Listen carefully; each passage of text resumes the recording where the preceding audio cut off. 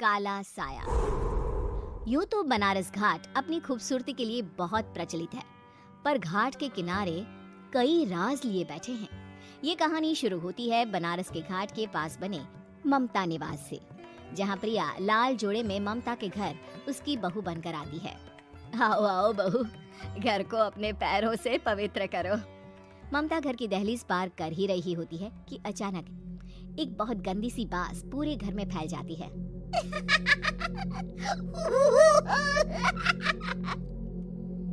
ये बदबू और ये आवाजें, ये कौन हंस रहा है माँ?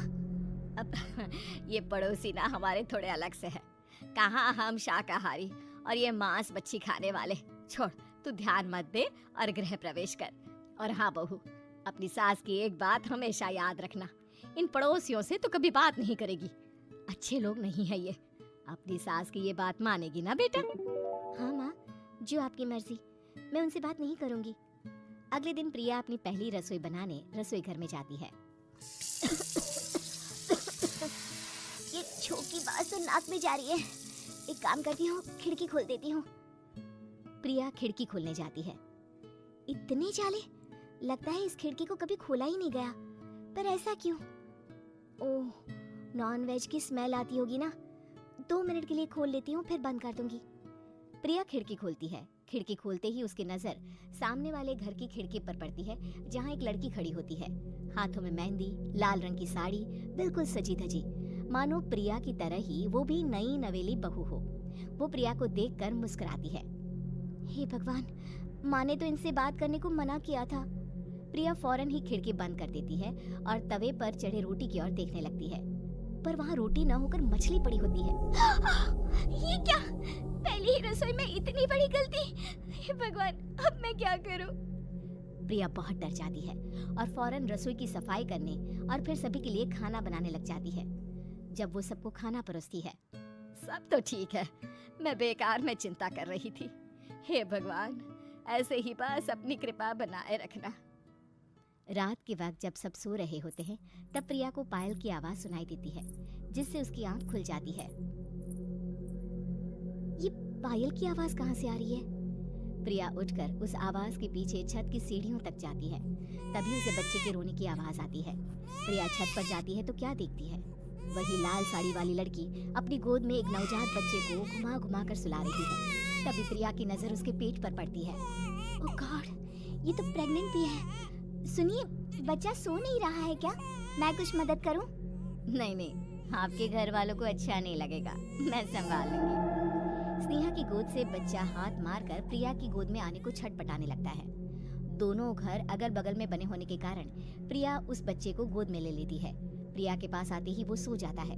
बच्चे का वो स्पर्श रात भर प्रिया भूल नहीं पाती और अगली सुबह वो छत पर कपड़े सुखा रही होती है। तभी उसे एक औरत इशारा करके बुलाती है। स्नेहा कह रही थी बाबू तुम्हारी गोद में आते ही सो गया। मैं गौरी, स्नेहा की माँ हूँ। बहू, घर आना, बाबू को खिला भी लेना। शाम को जब घर पर कोई नहीं रहता, बच्चे से मिलने के लिए प्रिया छिपकर अपनी पड़ोसन के घर चली जाती है और कुछ देर बच्चे को खिलाकर वापस लौट आती है। इसके कुछ दिन बाद ही प्रिया को पता चलता है कि वो माँ बनने वाली है। ममता की खुशी का ठिकाना नहीं रहता। माँ जी, पता नहीं क्यों उल्टी आ रही है। प्रिया भागती हुई वॉशरूम में जाती है तो हरे और लाल रंग की उल्टी करती है। उस उल्टी में से कीड़े निकलते हैं। ये क्या? खून और ये कीड़े! माँ! माँ! प्रिया की आवाज सुनकर ममता दौड़कर आती है, पर बेसिन में कुछ नहीं होता। प्रिया हक्की बक्की रह जाती है। ये सब क्या हो रहा है? प्रिया घबरा जाती है और अपने कमरे में जाकर सो जाती है। डर के कारण वो इतनी थक जाती है कि उसकी आंख लग जाती है। तब उसे ऐसा लगता है उसके पेट पर मानो कोई बैठा हुआ हो। कौन हो? प्रिया के पेट पर एक 5 महीने की बच्ची बैठी हुई थी, जो बुरी तरह जली हुई थी। माँ, तुम ही मुझे लाई ना अपने पेट में? मैं तुम्हारी माँ नहीं हूँ। कौन हो तुम? माँ, देखो मैं जल गई बुरी तरह से। 6 महीने पेट में रहने को भी मुझे नहीं मिला। सहला दो ना माँ। बचाओ! बचाओ! माँ! ममता दौड़कर कमरे में आती है। प्रिया की बातें सुनकर वो सब समझ जाती है। तू कहीं बगल वाले घर में तो नहीं जाकर आई ना बहू? मुझे माफ कर दो, मैं गई थी माँ। उस घर में सब मरे हुए हैं बहू। कई साल पहले स्नेहा उस घर में बहू बनकर आई थी। कुछ ही दिन में वो एक बच्चे को जन्म देने वाली थी। पूरा घर बच्चे के आने की खुशी में खोया था कि एक दिन अचानक उस घर में आग लग गई। सब बुरी तरह जलकर मर गए। गौरी आज भी दादी बनने का इंतजार कर रही है और इसीलिए स्नेहा ने अपना अजन्मा बच्चा तुम्हारी कोख में डाल दिया। ममता ये कह रही होती है कि पीछे से उसके पैरों को एक बच्चा पकड़ लेता है। दादी, दादी। माँ, स्नेहा की गोद में यही बच्चा था। ये बच्चा कौन है फिर? तेरी मौत है। तेरी भी दादी। जिस चीज का ममता को डर था वही हो गया। ममता निवास के ऊपर मौत ने चादर बिछा दी थी। प्रिया का पेट ऐसे बढ़ जाता है मानो 9 महीने का हो। 2 हाथ उसके पेट से बाहर निकलते हैं। बहू, संतोष को फोन कर, किसी पंडित जी को बुला बहू। प्रिया का पति भागता हुआ घर आता है। ये तो होना ही था माँ। तेरा पाप तेरे सामने आ गया तो तू सह नहीं पा रही है।